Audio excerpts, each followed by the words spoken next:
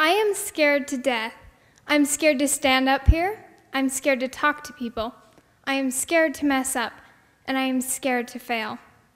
My name is Karlee Baugh. I'm from Weber County, and 4-H has helped me to overcome my fear and my so-called failures. My 4-H story is filled with many first times, blonde moments, forgetful moments, and many, many mistakes. But there have also been all those moments that make the hard work worthwhile. My older sister has been a huge influence to me. She has been there for me, setting an example even when she hasn't known it. She said a quote that has always stuck with me. She said, "Courage is not the absence of fear, it's having fear and doing it anyways." I adapted this quote to use in my life filled with anxiety and lots of 4-H. I changed it to say, 4-H is not the absence of mistakes, it's messing up, learning, and becoming better from it. I have learned to use this in all aspects of my life. We all mess up, but after we do, we have the choice to learn from our mistakes. Everyone knows that after we fall off a horse, we need to get back on the saddle again. But I have learned that this is easier said than done. My first 4-H contest was at the Weber County Fair. I had drawn a picture of a horse. To me, it was the most beautiful piece of artwork that I had ever done. I carried it around with me all week. We got a frame for it. It felt like a piece of me was missing when we took it to the fairgrounds to be judged. I went back the last day of the fair to pick up my project, and I was devastated to see a red ribbon hanging from the frame. My prize picture was suddenly awful. I got a red ribbon, second place, second best. So I did what any 10-year-old might do. I went out to the car and I cried. And I cried, and I cried, and I cried. Thankfully, my mom talked me into going back in to ask what I could do to improve for next year. I went inside with puffy red eyes. I couldn't talk because I was still hyperventilating from the crying. And my mom asked the 4-H Extension agent what I could do to fix my project. That Extension agent gave me the advice, but more importantly, the confidence to move on. After this experience, I took some art classes. I worked hard on my drawing skills, and the next year, my artwork went to the Utah State Fair. I kept working still and took art class after art class, and just last year, I was able to win first place in the Weber School District Art Show. Without that push to do better, I might have given up on all of my art projects, and I could never have achieved anything more than that red ribbon. I kept the picture to remind me that the only time we really fail is when we don't even try. I warned you I have had a lot of blonde moments. In the Consumer Decisions Contest, I made one of the biggest 4-H mistakes I have ever made. The contest is meant to teach us how to find the best quality and price when you're buying something at a store. You rate 4 products, from the best buy to the worst buy. I was so prepared. I helped teach my whole club how to do it. We practiced day and night. By the time the contest came, I was so confident that I would do amazing.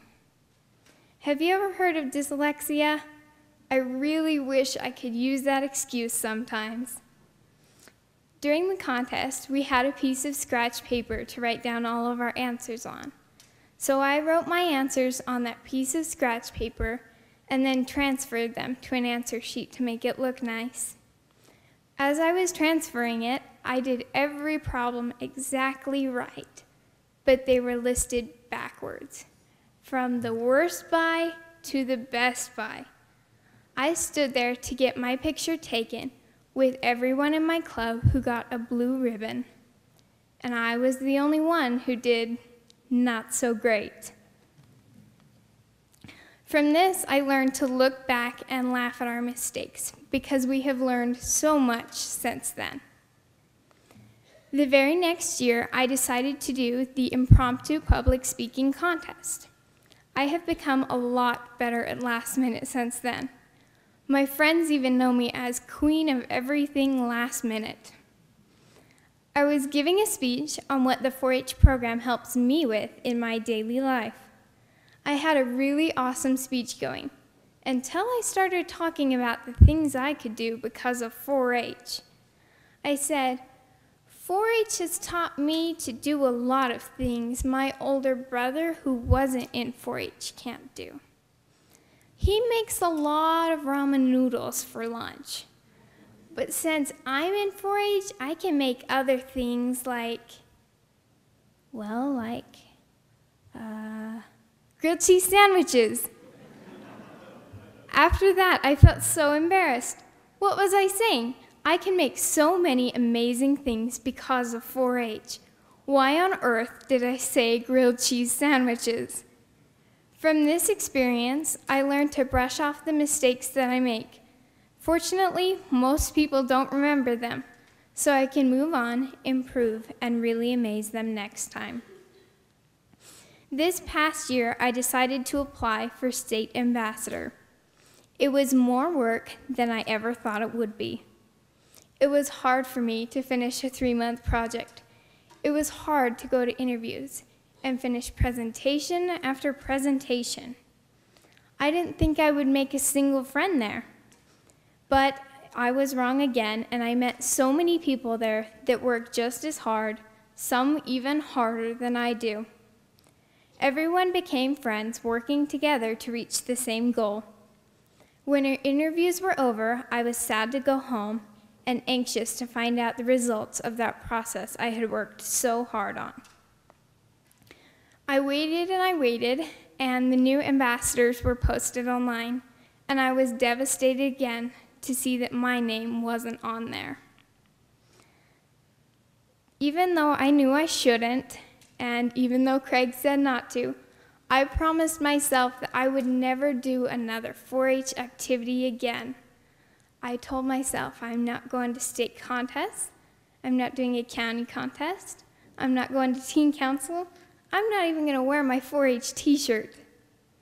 Obviously that's not true, and I didn't follow through because I'm standing here today, but I really owe that to one of those amazing friends that I met at ambassador interviews. She sent me a message on Skype, and all she said was, "You did so good at interviews, I thought for sure you would have made it." I read it over and over again, trying to think of all 4-H has taught me, and realized something. There must be even more to learn. With that push and that new lesson to try and learn, I sent in my application to go to state contest, being happier than ever that I could see those friends I had made again. I tried to figure out what I had learned since then, and I think I finally figured it out. 4-H isn't about the amount of trophies and ribbons you have. It's not about having a special position or even the things you have created. The harder the climb up the mountain, the greater the thrill at the peak. 4-H is about the journey, not the outcome. The people you helped and the things you learned from your successes or your failures. So yes, I'm scared to death. I'm scared to stand up here. I'm scared to talk to people. I am scared to mess up, and I am really scared to fail. 4-H gave me the opportunity to overcome my fear, to have fear and do it anyways, to make mistakes and learn from them, so later in life I won't have to. Because of 4-H, I am one stubborn girl who has no plans on giving up on her dreams or goals. If there's anything that I really want you to learn from my mistakes, it's this. There is a first for everything. If you mess up, don't give up. Laugh at the silly mistakes you have made. What would you have learned without them? Move on from embarrassing moments and fix them so you won't have to experience them again. And never give up on something because you fail.